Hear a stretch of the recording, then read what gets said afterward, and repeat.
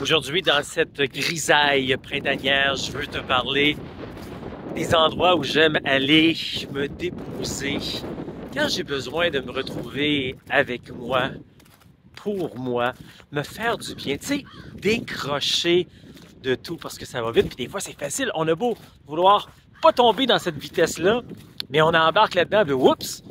Heureusement, des fois, on prend du recul peut-être un petit peu. Je vais prendre une pause de tout ça. Me retrouver avec moi, mais se retrouver avec soi-même, c'est aussi rencontrer d'autres qui nous font réfléchir, qui nous font évoluer. Donc, c'est un beau mélange, finalement. Je te parle de ces endroits où j'aime me retrouver pour me faire du bien.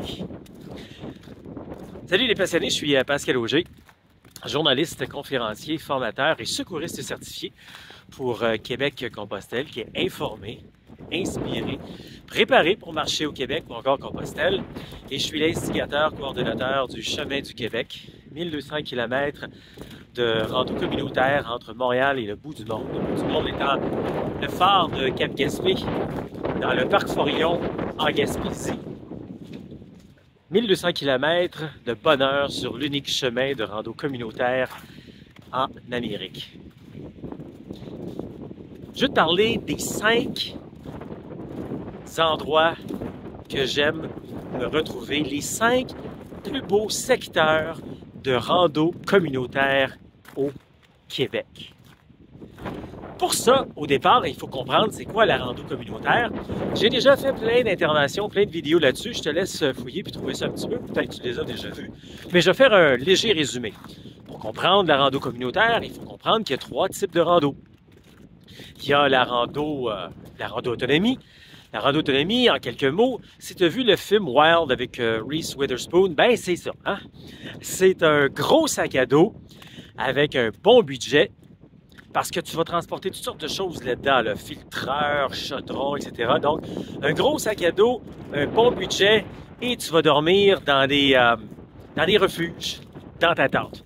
Donc, c'est comme du camping sauvage pendant 5 jours, 5 semaines, 5 mois. Ben oui, il y en a qui partent aussi longtemps que ça.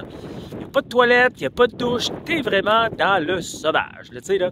Il y en a qui triplent là-dessus, puis ça donne de beaux paysages, de beaux endroits à visiter également. Donc ça, c'est la rando autonomie. À l'extrémité de tout ça, il y a ce qu'on appelle la rando tourisme. Rando tourisme, ben c'est complètement l'inverse. Je veux dire, c'est un très petit sac. Tu vas avoir, par contre, un gros budget parce que tu vas dormir dans des chambres 5 étoiles. C'est donc très luxueux, hein? Le rando tourisme, ça se résume en 4 mots. Satin, soie, luxe, abondance. Donc, tu manques de rien. Tu as ta toilette privée, ta chambre privée, etc. Donc, c'est complètement l'inverse. Et entre les deux s'infiltre la rando communautaire. La rando communautaire, ben, c'est un marcheur. C'est un chemin, c'est une introspection, donc une réflexion. Et c'est une communauté. Une communauté, ça ne veut pas dire qu'on est toute une bande qui suit un côté de l'autre. Non, non, ça veut dire qu'on passe par des communautés, par des villages où on jase, on rencontre des gens. Des fois, on rencontre d'autres marcheurs. Dans le fond, la rando communautaire, c'est un terme plus moderne, plus québécois pour parler de pèlerinage, comme à Compostelle. Parce qu'au Québec, si on utilise le terme pèlerinage, très souvent, on voit les gens en train de marcher d'une église à l'autre, à genoux, avec une croix sur le dos. Et c'est pas tout à fait ça. Un pèlerinage, je viens de décrire un peu c'est quoi. Donc, pour faire de la rando communautaire, c'est un moyen sac, un moyen budget, et tu vas dormir dans les dortoirs ou dans des salles communautaires, etc. Donc, OK, on vient de mettre on vient de comprendre c'est quoi la rando communautaire. Et là, je vais te parler des 5 plus beaux secteurs de rando communautaire au Québec. Premièrement, le secteur citadin.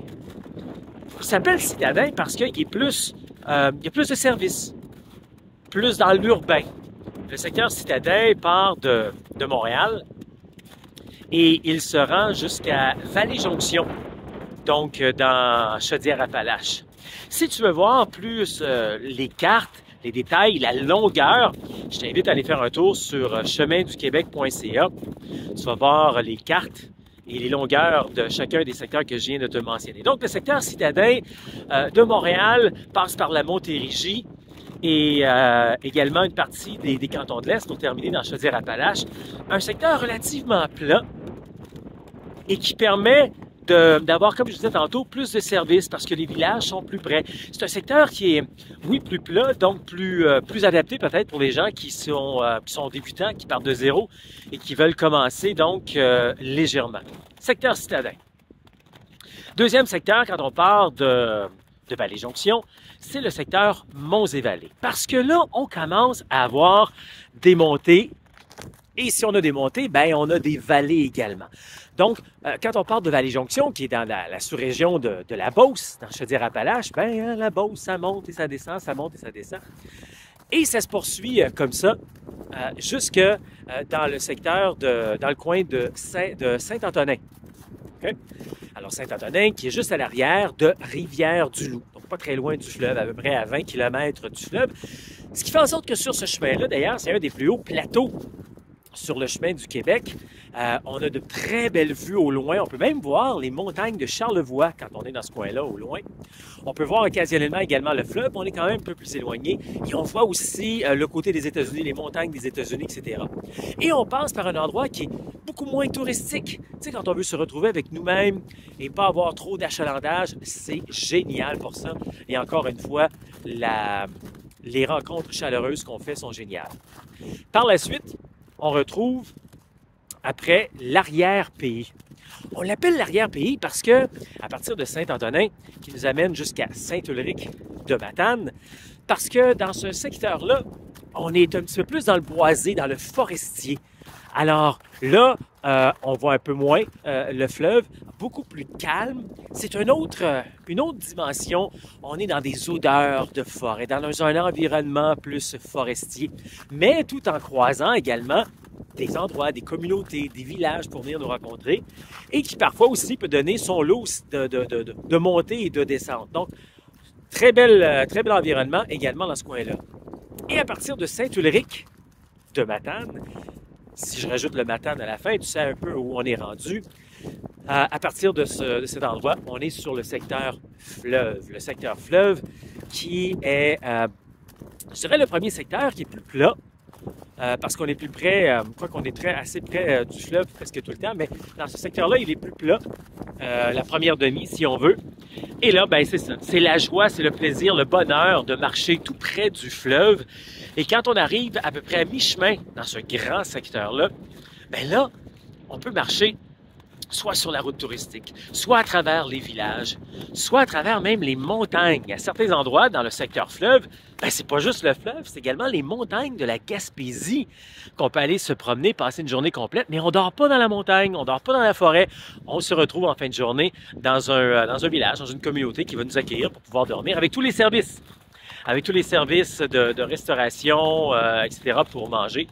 Mais aussi dans le secteur fleuve, occasionnellement, même ça arrive assez souvent, on peut marcher sur le bord de l'eau, sur le bord de la grève. Bon, ici, il y a de l'eau, mais c'est pas le fleuve.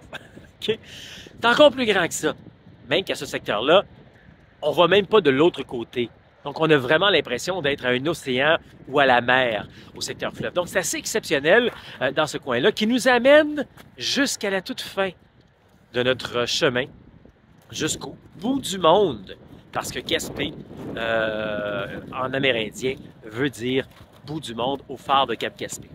Et à travers ça, je nous fais reculer un peu, parce qu'à un moment donné, il y a un embranchement, il y a un Y, qui nous permet, à partir de Danville, dans les cantons de l'Est, qui est juste à côté de Richmond, Richmond qui est entre Sherbrooke et Drummondville, on peut prendre ce qu'on appelle la variante nord. Et à partir de Danville, on est sur le plat tout le long, parce que c'est un ancien chemin de fer sur le plat qui nous amène jusqu'à Québec, à travers plein de municipalités, vraiment encore une fois accueillantes, petites municipalités tranquilles. Et c'est ça, quand je dis quand on a le goût de se retrouver avec soi-même, c'est ça la magie, qui nous amène donc par ces municipalités, par ces charmes, par ces découvertes, jusqu'à Québec, où on peut traverser le Vieux-Québec, et ensuite continuer la variante nord par Charlevoix.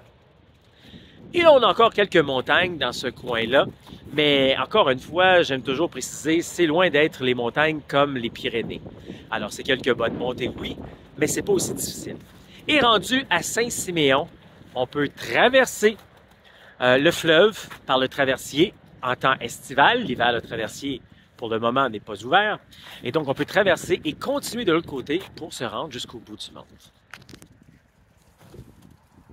Le chemin du Québec, c'est vraiment un chemin unique. D'ailleurs, c'est l'unique chemin de rando communautaire en Amérique qui est fait aux Valeurs Compostelle. Lorsque j'ai eu le plaisir de marcher à Compostelle il y a plusieurs années, de un, je ne savais pas que ça allait grandir autant dans ma vie comme maintenant. Les bénéfices, et pas juste le fait de m'impliquer là, pour aider les gens à se préparer, mais juste la bonté, le bonheur, le réalignement finalement que ça me fait. J'en ressens encore les bénéfices à chaque jour. Mais en plus, quand j'étais là-bas, j'ai réalisé que, et encore récemment, après y être retourné, que tout ce bonheur, ce bénéfice-là, ça ne se passe pas à une place en particulier. De un, ça se passe ici, à l'intérieur de nous. Et donc, si on peut avoir tous les éléments nécessaires pour reproduire ça, on peut le faire pratiquement n'importe où à travers le monde. Et c'est pourquoi on a tracé le chemin du Québec aux Valeurs Compostelle et on a la possibilité donc de vivre ce plaisir, ce bonheur, ce ressourcement avec soi-même sur le chemin du Québec. Voilà donc les 5 plus beaux secteurs de rando communautaire au Québec et tant qu'à moi-même en Amérique. Moi, j'aime ça aider les gens qui sont en réflexion et qui sentent le besoin de prendre une pause de leur quotidien pour mettre plus de sens, plus de liberté, plus de bonheur dans leur vie. Et c'est pour ça que j'ai décidé également d'offrir, bientôt là, c'est dans les prochains jours, c'est le temps de s'inscrire, un événement qui s'appelle Découvre le Québec à 3 km/h, ça marche. Pendant une semaine, avec des intervenants du milieu touristique, on va te parler des 5 plus beaux secteurs de rando au Québec. Des gens qui vont venir nous parler de leur région. On est en train de préparer tout ça, là. C'est vraiment excitant, des choses qui se démarquent. Qu'est-ce qu'on peut voir? Qu'est-ce qui est agréable quand on marche à vivre? Alors, on va parler avec ces gens-là pendant une semaine, du 20 au 24 février. Mais en plus, on va avoir des gens qui ont vécu le chemin du Québec, qui l'ont marché en totalité ou encore en partie et qui vont venir nous parler de leur expérience. Donc ça, c'est du 20 au 24 février. C'est le temps de s'inscrire maintenant. C'est complètement gratuit. C'est d'une grande valeur. Si tu savais tout le temps, l'énergie, la préparation qu'on met là-dessus. Et ça coûte 0$. C'est comme aller à un salon finalement, quasiment un salon plein air. Là, tu vas l'avoir dans le confort de ton foyer. Tu vas pouvoir regarder à tous les jours à compter de midi, 18h en France, cet événement qu'on va t'offrir totalement gratuit. Donc, regarde dans l'entour de la vidéo ici, tu peux t'inscrire pour Découvre le Québec à 3 km/h. Ça marche du 20 au 24 février. Tu mérites une pause. Alors, réalise ton rêve de marcher au Québec ou encore Compostelle. Ça marche.